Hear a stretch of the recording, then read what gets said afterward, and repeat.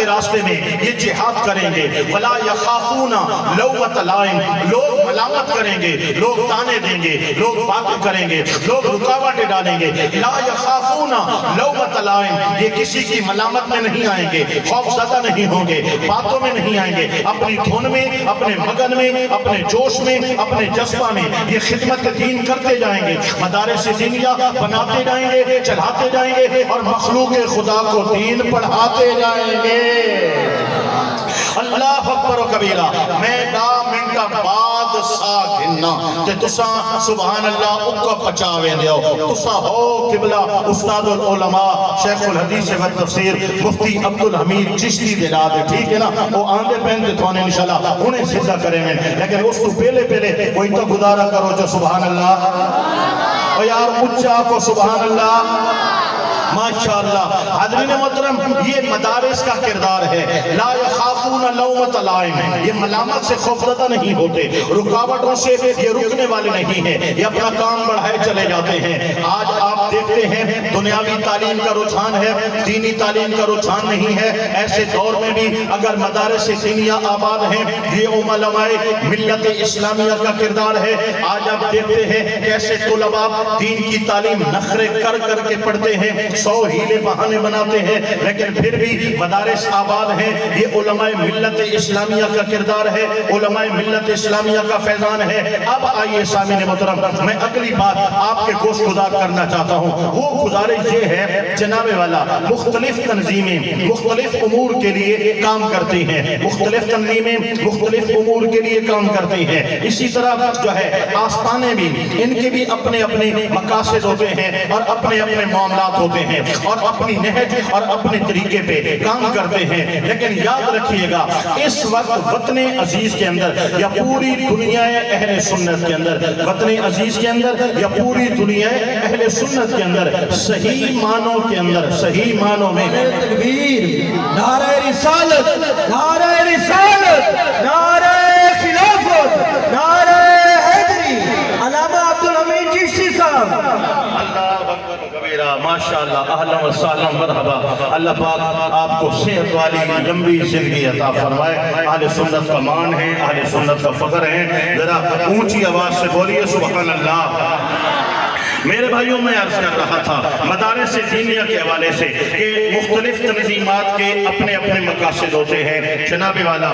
اسی طرح آستانوں کے بھی اپنی اپنی نہج ہے، اپنا اپنا راستہ ہے، اور اسی طرح مختلف تنظیموں کے بھی اپنے اپنے انداز ہیں. لیکن یاد رکھیے کہ مکمل دنیا اہل سنت کے اندر اور بالخصوص وطن عزیز پاکستان کے اندر مخلص ترین جماعت، مخلص ترین آستانہ وہ ہے جن کا مشن اور جن کا مقصد مدارس دینیہ کا قیام ہے. جو آستانے آج مدارس دینیہ پر فوکس کیے ہوئے ہیں، یہ اہل سنت کے ہمدرد ہیں، یہ حقیقی اہل سنت ہیں، اور یہی اہل سنت کی صحیح معنوں میں ترجمانی کرنے والے ہیں. اور وہ تمام تنظیمیں میرے بھائیو، جو تنظیمیں ہیں اہل سنت والجماعت کی، اور انہوں نے فوکس مدارس دینیہ کو کیا ہے، یہ حقیقت میں اہل سنت والجماعت کے جانشین ہیں اور اہل سنت والجماعت کی ترجمانی کرنے والے ہیں. وجہ کیا ہے؟ ہماری جو ہمارے مدارس ہیں یہ ہماری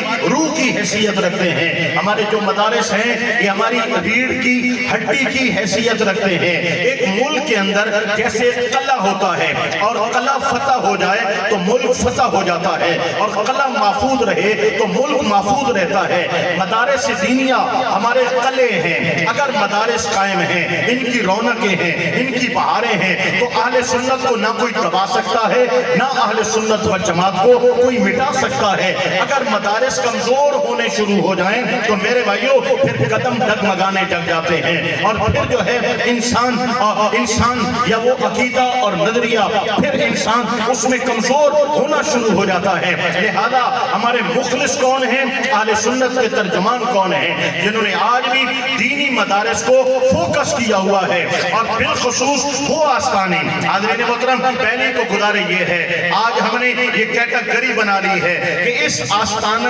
عالیہ، میں اس کی بات نہیں کر رہا، ٹھیک ہے، اس طرح بات کر رہا ہوں کہ یہ جو آستانہ ہے، اس آستانہ کا جو سجادہ نشین ہے یہ عالم ہے، اور اس آستانے کا جو سجادہ نشین ہے وہ غیر عالم ہے۔ سجادہ نشین ہو اور غیر عالم ہو، یہ دو متضاد چیزیں ہیں۔ جاہل کبھی سجادہ نشین نہیں ہو سکتا، کیونکہ سجادگی کے لیے میرے بھائیوں سجادہ نشین بیعت لیتا ہے، اور بیعت کیا ہے؟ اگلا بندہ اپنا عقیدہ اور اپنا تمام کچھ مرشد کے ہاتھ میں دیتا ہے، اور مرشد کا ہاتھ اپنے اوپر نگہبان بناتا ہے۔ ایک جاہل بندہ آپ کے عقیدے کا نگہبان کیسے ہو سکتا ہے؟ ایک ان پڑھ آدمی جس کو نہ عقائد کی پتہ ہے، نہ فقہ کا پتہ ہے، نہ قرآن و حدیث کو جانتا ہے، وہ کیسے میرے بھائیوں ایک سجادہ نشین بن سکتا ہے؟ سجادہ نشین تو ولی ہوتا ہے، اور ولی کے لیے عالم ہونا ضروری ہے۔ لہذا جو آستانہ پر سجادہ نشین ہیں اور مکمل عالم ہیں، وہ فوکس کرتے ہیں کہ مدارس دینیہ بنائے جائیں، جن کے اندر خدا کا دین پڑھایا جائے، مصطفیٰ کا فرمان پڑھایا جائے، قرآن پڑھایا جائے، اور علم دین کو جو ہے عام کیا جائے، اور حضور نبی کریم علیہ السلام ان الدین عند اللہ الاسلام، اس کڑی کو زندہ رکھا جائے۔ میں نے بتایا 1400 سالوں میں آج تک یہ کڑی بکڑی، یہ سینہ بسینہ، یہ تسلسل سے ہر صدی کے ساتھ صدی جڑتی جا رہی ہے۔ یہ دین کل بھی قائم تھا تو دینی مدارس کی وجہ سے قائم تھا، آج بھی قائم ہے تو دینی مدارس کی وجہ سے قائم ہے۔ قصہ مختصر، ہم جس آستانہ عالیہ پر حاضر ہیں، حاضرین محترم، یہاں پر جتنے سجاد گان ہیں یا الحمدللہ با شرع ہیں، اس کے بعد با عمل ہیں، اس کے بعد با اخلاق ہیں، اس کے بعد با کردار ہیں، اور اس کی مین وجہ کیا ہے؟ جاہل نہیں ہے، عالم ہے۔ عالم با کردار ہوتا ہے، عالم با اخلاق ہوتا ہے، عالم میں غرور نہیں ہوتا، عالم میں تکبر نہیں ہوتا، عالم دین کا فائدہ کرتا ہے، دین کا نقصان نہیں کرتا۔ جو گدیاں، جو آستانے آج جہلا کے ہاتھوں میں آ گئے، انہوں نے مریدوں کو بھی تباہ کر دیا، عقائد و نظریات کو بھی برباد کر دیا، اور اپنے باپ دادا کی محنت پر بھی انہوں نے پانی پھیر دیا۔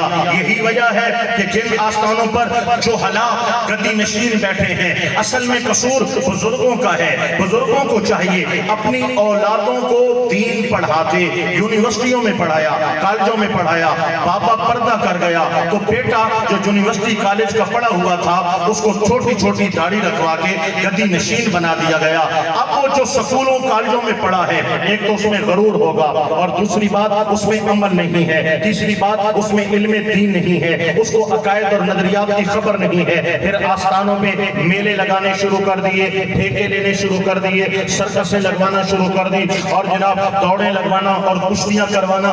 لوگوں نے کہا اہل سنت کے آستانوں پر کیا ہو رہا ہے؟ ہم نے کہا اہل سنت کے آستانے ہیں، لیکن یہاں پر جو بیٹھے ہیں وہ اہل سنت کے دشمن ہیں، اہل سنت کے قاتل ہیں، اہل سنت سے چندے تو لیتے ہیں، اہل سنت کی جیبوں سے نذرانے تو بٹورتے ہیں، ان کے درباروں پہ رکھے گئے گلے اہل سنت والے بھرتے ہیں، لیکن ترجمانی یہ غیروں کی کرتے ہیں، بولی دوسروں کی بولتے ہیں، اور نقصان اہل سنت و جماعت کا کرتے ہیں۔ ان لوگوں کا، ایسے جاہل اور بے عمل آستانے والوں کا اہل سنت سے نہ کوئی تعلق ہے نہ کوئی واسطہ ہے۔ پھر مصیبت پہ مصیبت یہ ہے، بلا پہ بلا یہ ہے، عذاب پہ عذاب یہ ہے۔ چلو کردار کے تو گر گئے تھے، نہ نمازیں ہیں، چھوٹی چھوٹی داڑیاں رکھی ہوئی ہیں جناب والا، غرور و تکبر کے پیکر بنے ہوئے ہیں، اور جناب والا نہ علم ہے نہ عمل ہے، کوئی شے بھی نہیں ہے، بس ٹک ٹاکر بن گئے۔ اور بھائی پیر ٹک ٹاکر نہیں ہوتے، پیر تو حضور نبی پاک کی سنت کی تصویر ہوتے ہیں۔ چلو ٹک ٹاکر بن گئے، ٹک ٹاک سے